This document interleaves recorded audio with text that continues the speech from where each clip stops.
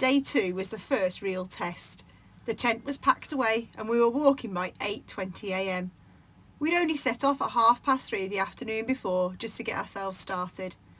Day 1 had been about easing in, finding our rhythm and proving we could do it. We'd covered plenty of distance and even the navigation and reading of the tide times had felt less daunting than expected.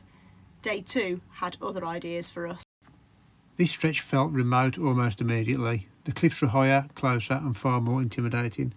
There was a real middle of nowhere feeling here. Once you stepped onto the beach, it felt like you were fully committed. This was our first full day's trek towards Ramsey and it didn't hold back. We moved through protected coastline and nature reserve where the land is intentionally left wild. The paths are minimal here, not shaped or softened for walkers. Heading north towards the Point of Ayre, it generally felt like we were walking right on the edge of the island. This section is as coastal walking gets. Wide exposed beaches, long horizons, nowhere to hide from the weather. And the weather made sure we noticed it. We passed the shipwreck of the Passages steam trawler. This had run aground in December 1931 in poor weather, and listening and walking through the storms today, we could well imagine how. We both walked in Burghouse Hill Walker men's waterproof trousers, and Laura wore her Raad Arc jacket. Despite reproofing, the weather proved too much for Laura's jacket, and it's safe to say that she was soaked through. Just before the trip, as my old jacket was starting to let in water, I splashed out on a highly durable, waterproof and windproof Raad Gore-Tex Pro mountain jacket. Everywhere it covered stayed dry.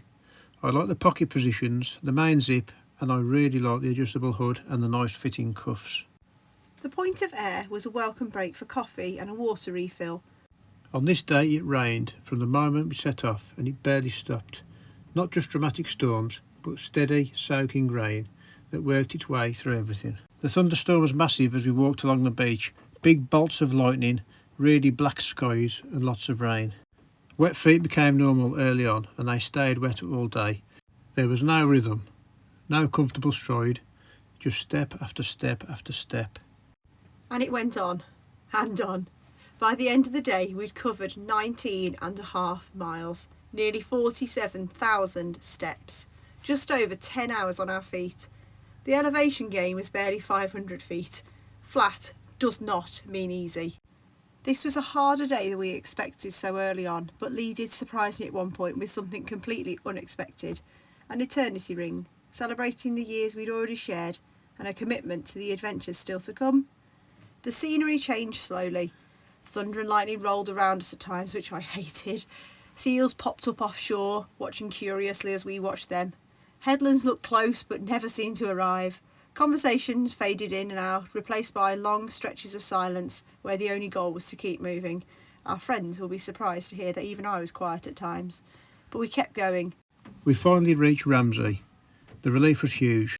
We stayed on a Christian-run campsite which is open all year round, called Open Gate Trust Campsite. There is space for around 50 tents, hookups for motorhomes and caravans, and it sits right next to the Ramsey golf course.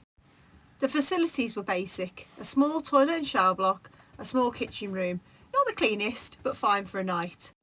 We cooked a simple but tasty dinner, sitting together in whatever dry clothes we could find, tucked away in the washing up room. Day 2 stripped away any illusion about what this walk would be like. Tomorrow the island would finally start to give something back.